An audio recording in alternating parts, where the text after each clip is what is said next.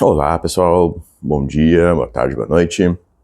Então esse é o meu segundo vídeo, a parte 2 aí do porquê fazer psicoterapia, onde eu tento então trazer 4 pontos aí que justifica o investimento financeiro, o investimento, né, também emocional de, enfim, entrar nessa jornada aí geralmente, que pode durar muitos anos inclusive, mas também é um tema controverso, eu acho, né? Eu posso abordar em outro vídeo o tema da alta, né, na psicoterapia, enfim. Mas então, agora nesse vídeo, gente, a gente vai falar do ponto 13 e 4, que eu não comentei no outro vídeo, que é o ponto do trabalho e das relações. O ponto do trabalho, eu acho que é o ponto onde a psicologia histórico-cultural mais tem um olhar diferenciado com relação às outras teorias. Porque a psicologia histórico-cultural, sendo uma teoria marxista em essência, né, ela parte, então, da análise marxista, né, materialista, histórico-dialética da realidade, em específico do sistema econômico, né, do modo de produção capitalista. E aí, o Marx, né, mostra isso de forma muito clara, né, e muito, acho que, irrefutável até, como no capitalismo, a principal característica do trabalho, né, é que o trabalho ele é alienado, certo? Isso no conceito marxista significa que o trabalhador ele é separado do produto do seu trabalho, certo? Então a gente simplesmente vende a nossa força de trabalho para o capitalista e o capitalista produz essa mercadoria, né? Aliás, o trabalhador produz a mercadoria com a sua força de trabalho, mas é o capitalista quem pega essa mercadoria e vende no mercado, né? E, enfim, é ele que vai decidir como ele vai vender essa mercadoria, é ele que decide qual mercadoria produzir, né? O quanto. Então, os trabalhadores que são quem de fato fazem a mercadoria não têm decisão nenhuma, né, sobre o que é produzido, como é produzido, né, quando é produzido, de que forma, enfim, e muito menos, né, acesso ao valor total da mercadoria, e eis que surge a mais-valia, né, ou mais-valor, que é essa parte roubada, né, pelo capitalista do trabalhador. E aí, ok, isso é uma análise a princípio apenas econômico, né, política, que o Marx faz, mas que aí que, na minha opinião, a psicologia entra e, vamos dizer assim, a maior contribuição do marxismo à psicologia é nesse insight do que o trabalho é alienado no capitalismo. Por quê, gente? Porque o ser humano, ele é fundado, vamos dizer assim, né, a sua consciência é formada através do trabalho, né? O trabalho é uma das características mais fundamentais do ser humano, né? Através dele que a gente, vamos dizer assim, criou a necessidade de existir a linguagem, e a partir da linguagem a gente criou a cultura, e através da cultura a gente reforça, né, esse sistema de linguagem e trabalho para, enfim, passar adiante, né, o que a gente aprende. A gente é uma espécie que se destaca a partir disso, que a gente constrói um conhecimento histórico e cultural, né? E o que fundamenta esse conhecimento histórico-cultural é o nosso trabalho, nossa relação com o trabalho. Então o ser humano formou a sua consciência com essa necessidade muito forte do trabalho, certo?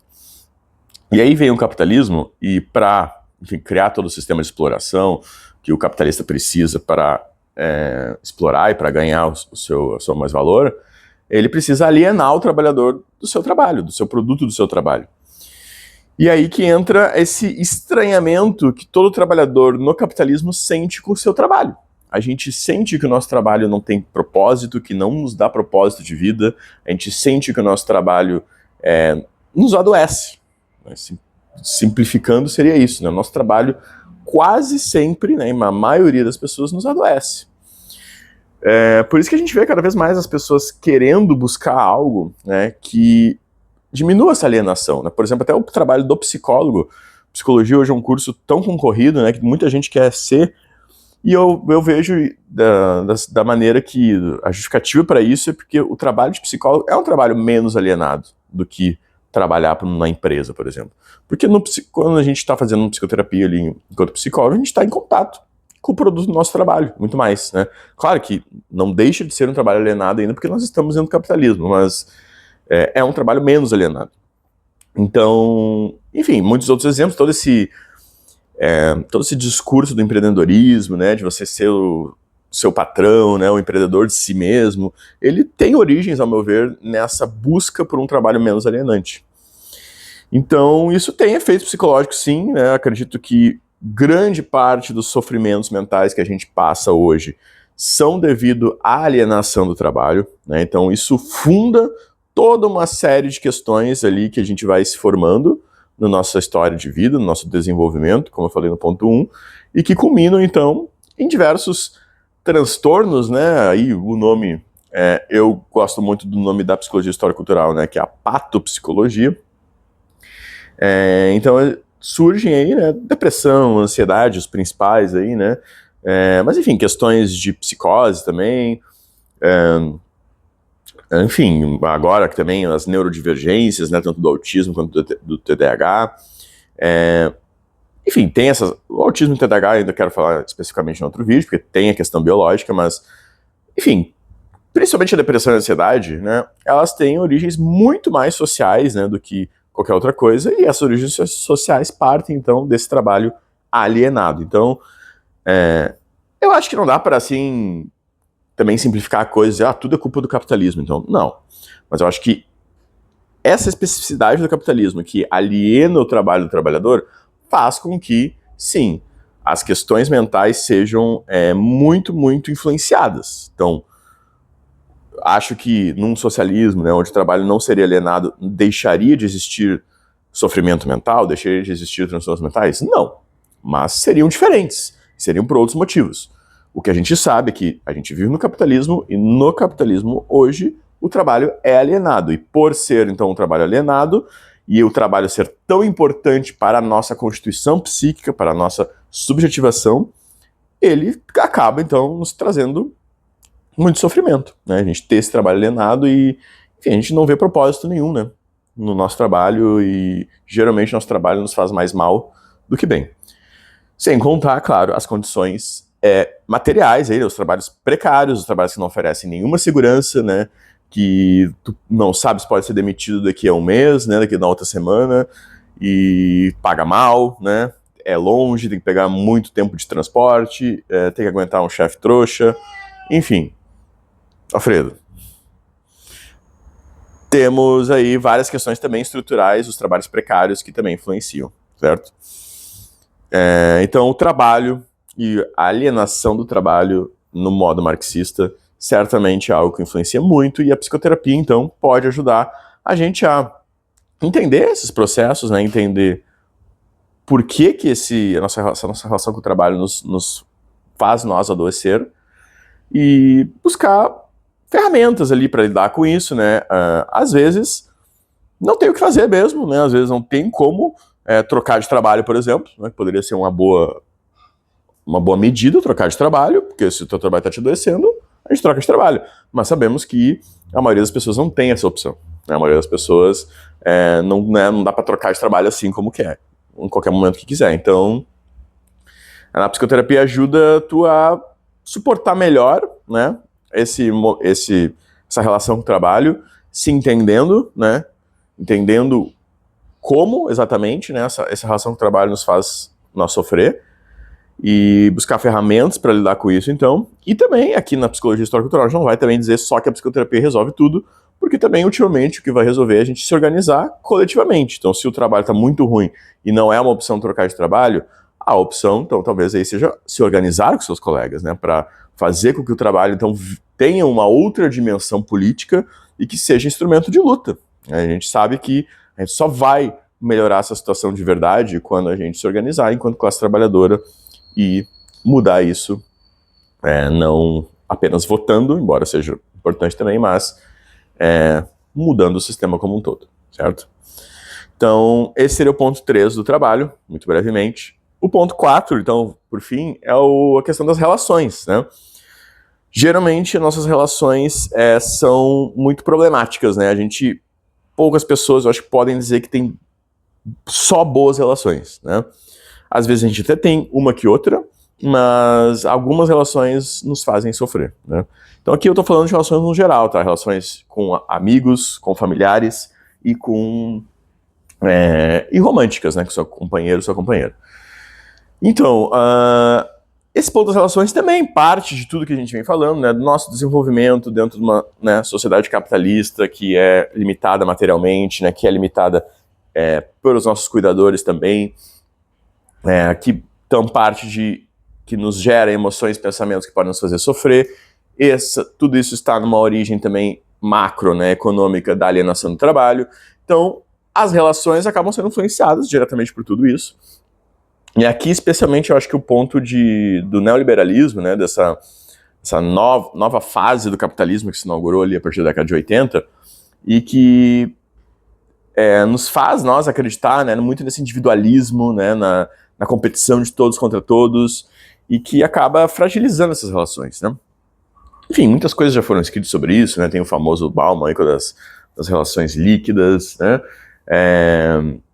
Eu acho que o que eu poderia acrescentar nisso é que certamente nossas relações, elas são influenciadas, né, por todas essas questões estruturais de competitividade, né, de querer passar a perna no outro, de querer vencer, né? Parece tudo um grande jogo que a gente tem que vencer, então a gente tem que vencer os outras pessoas são nossas inimigas, né?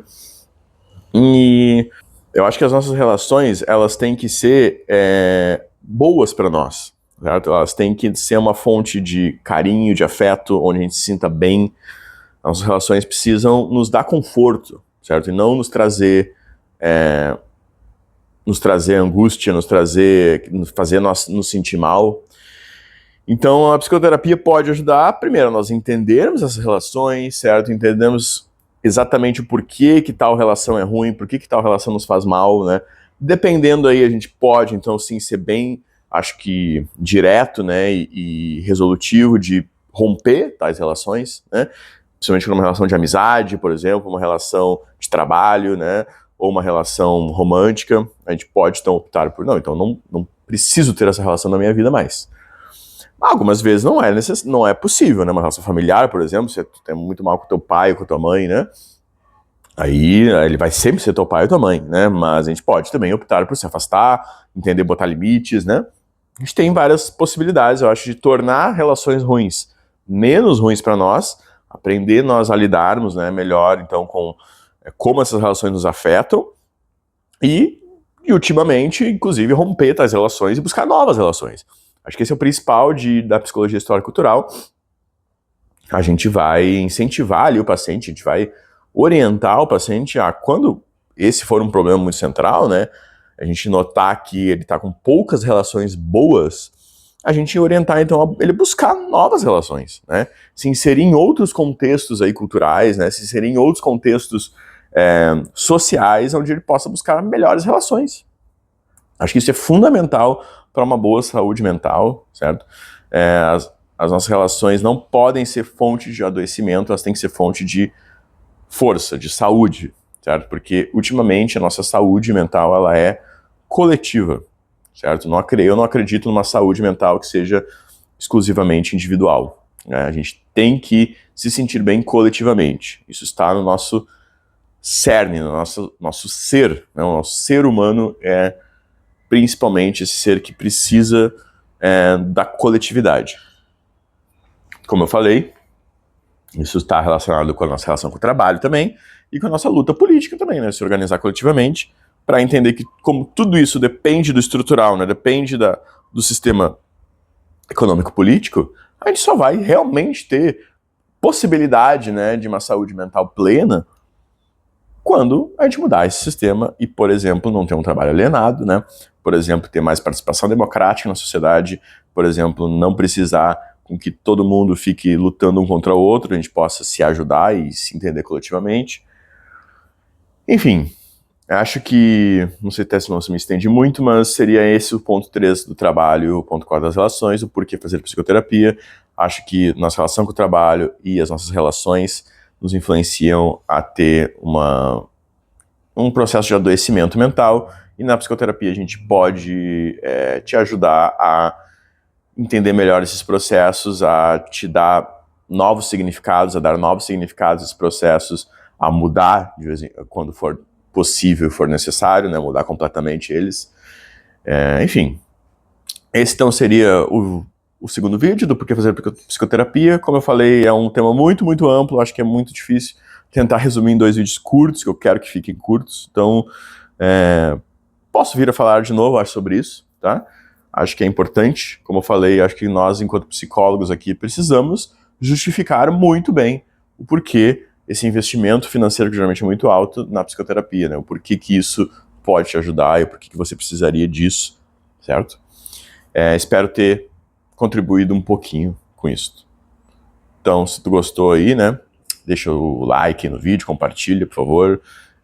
Se inscreve no canal e essas coisas de youtuber aí que eu também tô aprendendo a fazer ainda, né? E hoje os gatos, tu vê, né? Não foram protagonistas do vídeo.